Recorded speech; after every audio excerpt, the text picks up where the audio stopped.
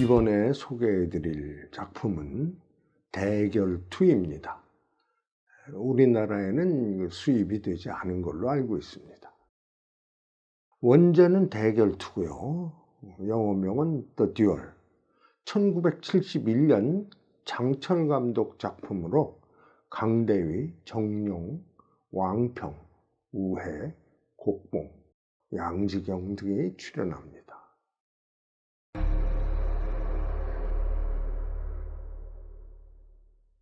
문신점에서 가슴에 커다란 나비 문신을 새기는 당인걸. 그는 밑그림이 완성되자 내일 다시 오겠다며 나비의 색은 내 심장과 같은 선홍색으로 해주시오라고 떠나갑니다. 문신점 밖에서는 그의 의제 소무가 단검 던지기를 하고 있습니다. 당인걸은 날아가는 단검을 잡아 소무에게 던져줍니다. 그때 옆에서 불쑥 튀어나와 단검을 잡는 사내가 있었습니다. 그는 말없이 소무에게 단검을 돌려주고 사라집니다. 저택으로 돌아온 당인걸, 사령관을 보좌하는 풍의원과 이야기를 마친 의부 심천홍이 한 사내를 소개합니다. 그는 최고의 살수라 불리는 강남 낭자였습니다. 바로 당인걸이 던진 단검을 잡아 소무에게 돌려준 사내였죠. 조직의 보스인 심천홍은 라이벌인 요수의 요흥방 개파를 축하하는 화환을 들고 수하들과 함께 방문합니다. 형식적인 몸수색을 마치고 안으로 들어간 심천홍 일행은 화환 속에 숨겨둔 칼을 꺼내 요수의 일당을 습격합니다. 격전 중에 단연 돋보이는 사람은 신도라 불리는 당인걸과 최고의 살수인 강남 낭자죠. 뒤에서 기습하려는 적으로부터 강남 낭자를 구해주는 당인걸. 강남 낭자는 멋진 도법이군요. 칭찬을 합니다. 그동안 화허립, 조혜산 등 측근과 함께 요수인은 뒷문으로 도망칩니다.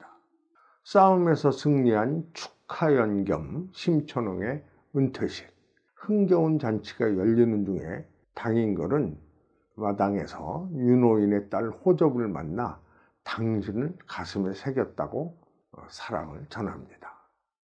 그동안 심천홍의 왼팔 간문빈이 강남 낭자에게 아수를 소개하며 유랑 생활을 그만두고 예쁜 아수와 함께 정착하기를 바란다고 합니다. 그때 적들이 기습을 해옵니다. 요수이가 복수를 하고자 수하를 데리고 온 것이죠. 모두가 제압된 상황. 그때 강남 낭자가 소매 속에 숨긴 단검을 빼내 옆에 적을 찌르자 심천홍과 수하들이 반격을 합니다. 뒷마당에 있던 당인걸이 달려오고 모두가 힘을 합쳐 적을 물리칩니다. 그런데 전투가 끝나고 나서 보니 혼전 중에 심천홍이 사망하고 말았습니다. 그런데 문제는 또 있었습니다. 그들이 축하연을 벌인 곳은 시내의 큰 주루, 수십 명이 죽었기에 경찰도 눈 감아주기가 힘듭니다. 누군가는 책임을 져야 하죠. 조직의 3인자인 간문빈이 내가 모든 죄를 덮어쓰고 경찰에 자수하겠다고 하자 2인자인 당인걸의 친형 당인린이 자네는 조직의 인사와 재물을 책임지고 있으니 내가 경찰에 가겠다고 합니다. 결국 의논 끝에 당인린의 동생 당인걸이 모든 죄를 뒤집어 쓰고 경찰에 출두는 하지 않지만 당분간 남쪽 지방으로 피해 있기로 합니다. 그로부터 반년 후 당인걸은 부두에서 힘든 노동을 하고 있습니다. 조직에서 돈을 보내주지 않기 때문입니다. 그의 솜씨를 알고 있는 부두의 보스가 돈을 주며 당인걸을 끌어들이려 하지만 그는 거절합니다. 그런데 이상한 사고가 나고 또 당인걸은 낯선 사내들에게 공격을 받기도 합니다. 그들을 물리치고 부두의 보스에게 간 당인걸. 그를 다그치자 자네 쪽 사람의 명에 따른 것 뿐이라네 라고 뜻밖의 말을 합니다. 수상함을 감지한 당인걸은 기차를 타고 고향으로 돌아갑니다. 그런데 자신은 연락도 하지 않았는데 역에서는 조직의 일원인 유송이 기다리고 있었습니다. 이어 몇 사람이 나타나 당인걸을 공격합니다. 모두를 쓰러뜨리자 이번에는 소무의 모습이 보입니다. 너도 관련이 있어? 라고 묻자 소무는 나는 유송을 감시하다가 쫓아온 것 뿐입니다. 그리고 형님이 떠난 뒤에 조직을 나와서 역 근처에 작은 객점을 차리고 형이 돌아올 날을 기다리고 있었죠. 그는 소무로부터 형 당인인이 조직에서 쫓겨나 알코올 중독자가 되어 야시정 근처에서 노숙을 하고 있으며 또 호접의 소식은 아무도 모른다고 합니다. 당인걸은 그 길로 야시장으로 달려가 불량배들에게 희롱당하는 형을 구해옵니다. 형은 모두가 자신의 잘못이라며 자책하지만 설사 형님이 잘못을 했더라도 간문빈이 나를 죽이려 사람을 보낼 필요는 없는데 좀 이상하네요. 의문을 품습니다.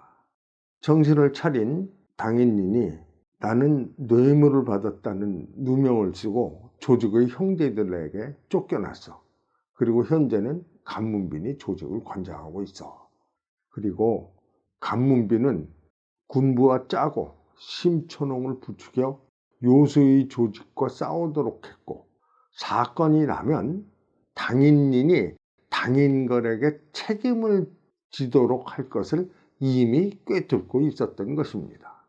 조직의 권력을 잡은 그는 2인자인 당인인을 축출하고 자신이 수장이 되었으며 또 자신을 도운 요수의 오른팔과 왼팔, 화허리백에는 영춘누를, 조혜산에게는 피복 공장의 운용권을 주었던 것입니다. 당인걸은 간문비를 찾아갑니다. 그러나 그는 자네에게는 섭섭하겠지만 조직을 위해서는 어쩔 수 없는 일이었네 라고 발뺌합니다.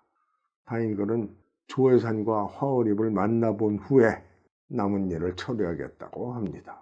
그리고 자신을 습격한 간문빈의 졸개로부터 애인인 호접이 홍루인 영춘루에 있다는 얘기를 듣습니다. 곧바로 영춘루를 찾은 당인걸, 애인 호접은 몸을 파는 여인으로 전락해 있었습니다. 당인걸은 한탄합니다. 하수도에서 뒹구는 형을 본 것도 모자라 다른 사내 앞에서 옷을 벗는 당신까지 보게 될 줄이야. 그녀는 호소합니다. 부친이 운영하던 객점의 운영권을 간문빈에게 빼앗기고 자신은 이곳 영춘루로 끌려왔다고요. 당인걸은 호접을 데리고 영춘루를 나옵니다. 그를 막아서는 화어립의 수하들. 혼전이 벌어지고 그의 탈출에 방해될까봐 호접은 떨어진 칼을 집어들고 스스로를 찌릅니다. 놀라는 당인걸, 그러다가 기습을 받아 쓰러집니다. 생포된 당인걸은 고문을 당하는데 간문빈이 찾아오고 화어립과 대화를 나누는 중에 간문빈이 강남낭자를 속여서 의부 심초농을 살해하도록 했다는 사실을 알게 됩니다.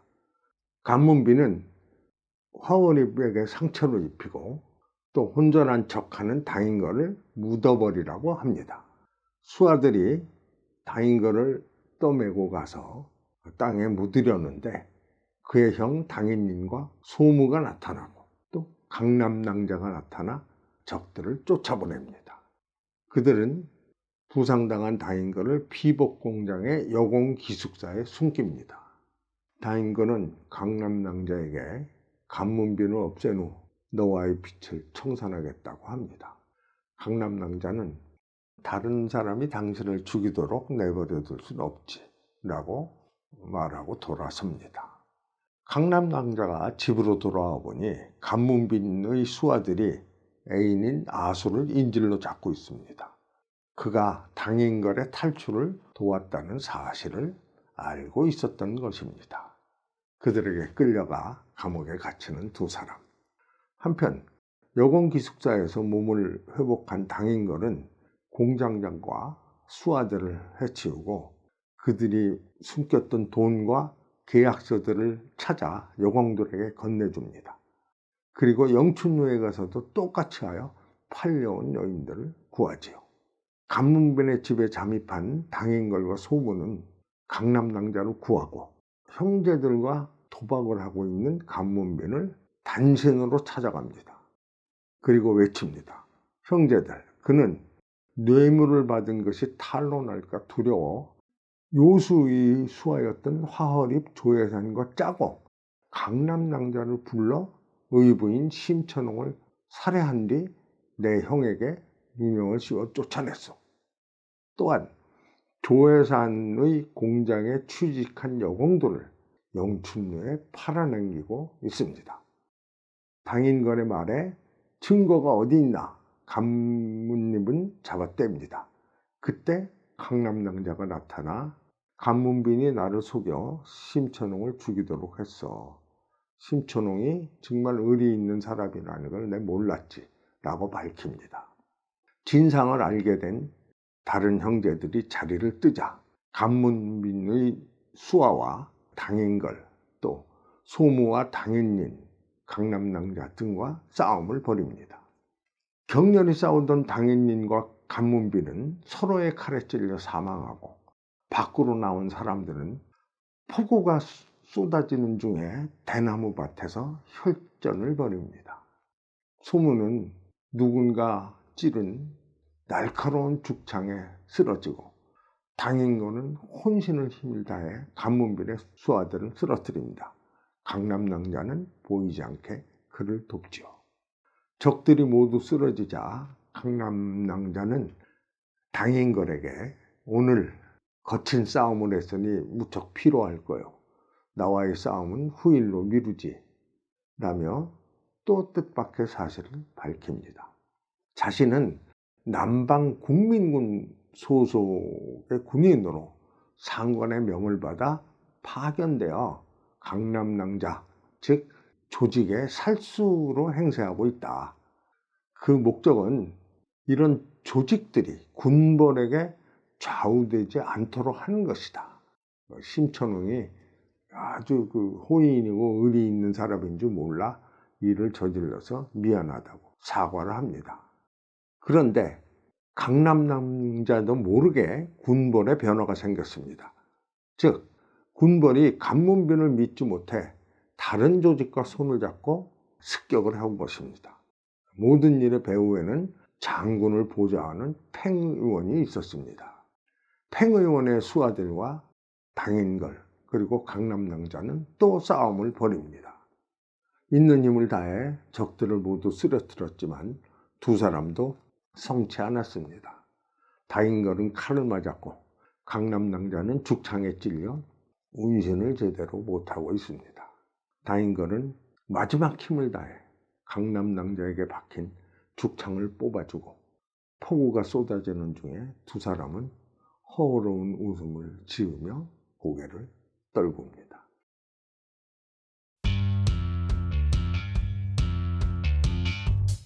역시 강대위와 정룡이 주연했던 복수와 맥을 같이 하는 영화입니다.